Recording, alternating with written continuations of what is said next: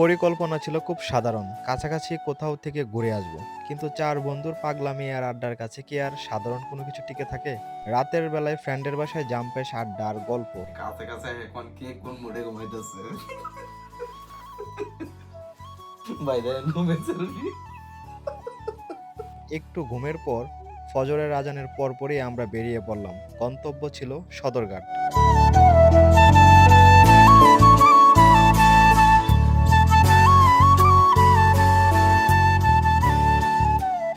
বাসে করে সদরঘাট পৌঁছাতে পৌঁছাতে আমাদের আসল টুইস্টটা শুরু হলো। টুইস্ট বলার আগে সকালের নাস্তা করার পালা। কম টাকায় নাস্তা করতে গিয়ে চোখে পড়লো মুরগি খিচুড়ি ভর্তা সহ 40 টাকায় সকালের নাস্তা। তাই দেরি না করে খেতে বসে পড়ি।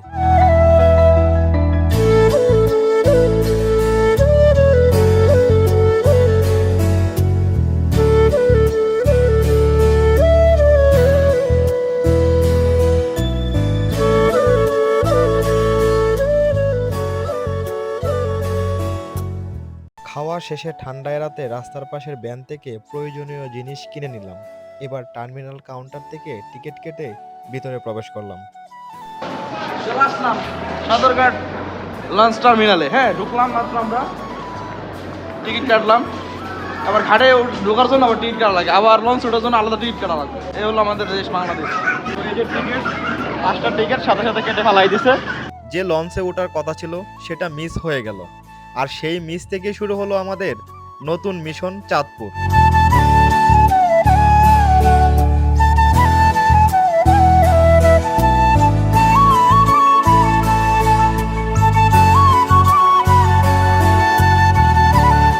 সো গাইস, ফাইনালি আমরা চাঁদপুরের যে লঞ্চ আছে ওইটাতে উঠতে পেরেছি।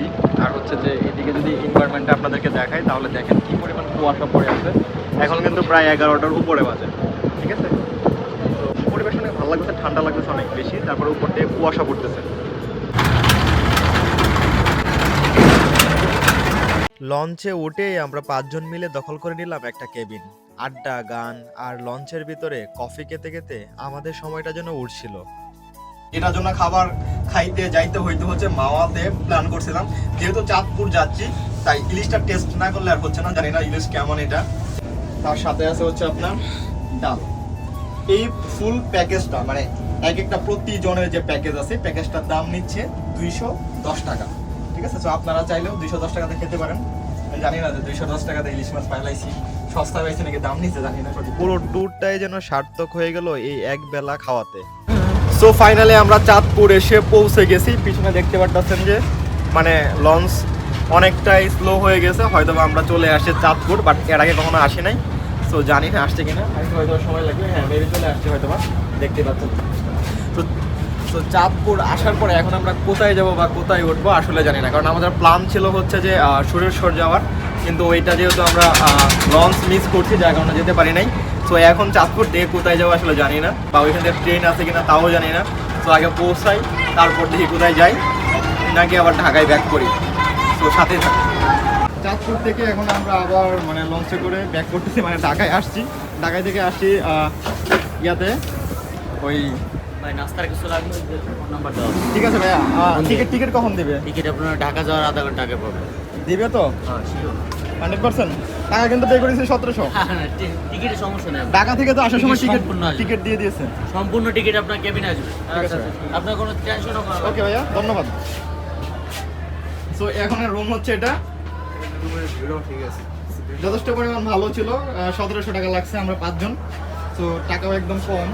কিন্তু এখন বন্ধুরা সব বেরোয় যাচ্ছে। এখন মূলত হচ্ছে যে যেটা কষ্টের ব্যাপার সেটা হচ্ছে যে এই যে আমার জুবাইর ভাই একটা কষ্ট আছে যে সে চাঁদপুরের মাটিতে পা রাখতে না রাখতে ফিরতি লঞ্চে করে আমরা আবার ঢাকার উদ্দেশ্যে ব্যাক করতেছি। খুব কষ্ট লাগতেছে খুব, কারণ সে এক্সপ্লোর করতে পারে নাই, যে দেখতে পারে না চাঁদপুরে গিয়েছে। কারণ মূলত হচ্ছে আমরা একদিনের সময় নিয়ে আসছি, ঠিক আছে? তো একদিনের যেহেতু সময় নিয়ে আসছি, তো আমরা ওইরকম ভাবে কোনো প্ল্যান ছিল না, কারণ আমাদের প্ল্যান ছিল হচ্ছে সুরেশ্বর। এটা আমাদের ভাগ্যে নেই। হ্যাঁ, সুরেশ্বর আমাদের প্ল্যান ছিল, তো আমাদের এটা প্ল্যানের বাহিরে হয়ে গেছে। তাই ঢাকা থেকে চাঁদপুরের মাটিতে পালা দেওয়ার সাথে সাথে হচ্ছে যে আমরা আবার ঢাকার উদ্দেশ্যে রওনা হচ্ছি। কারণ সমস্যা নাই, আমাদের আবার দেখা হবে যে কোনো একটা ভালো একটা প্লেসে আমরা প্ল্যান করে অবশ্যই বের হবো। ঠিক সেটা আছে, তো অবশ্যই পুরোপুরি আমরা এক্সপ্লোর করে দেখানোর চেষ্টা করবো। যে তো কি কি ধন্যবাদ, আছে, সবাই ভালো শুধুমাত্র থাকবেন। চাঁদপুর না, আমরা প্রত্যেকটা ডিস্ট্রিক্টে হচ্ছে এক্সপ্লোর করে দেখাবো।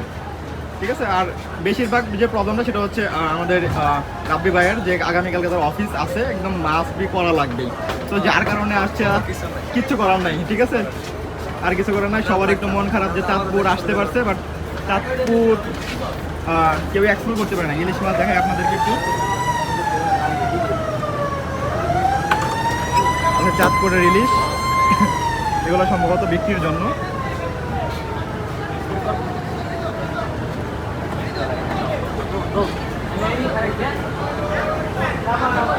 হয়তো গন্তব্যে খুব বেশি সময় কাটাতে পারিনি, কিন্তু মাঝ নদীতে 5 জনের হাসি ঠাট্টা, কেবিনে বসে মন খুলে গান গাওয়া আর হঠাৎ হয়ে যাওয়া এই সফরটা আমাদের সারা জীবন মনে থাকবে।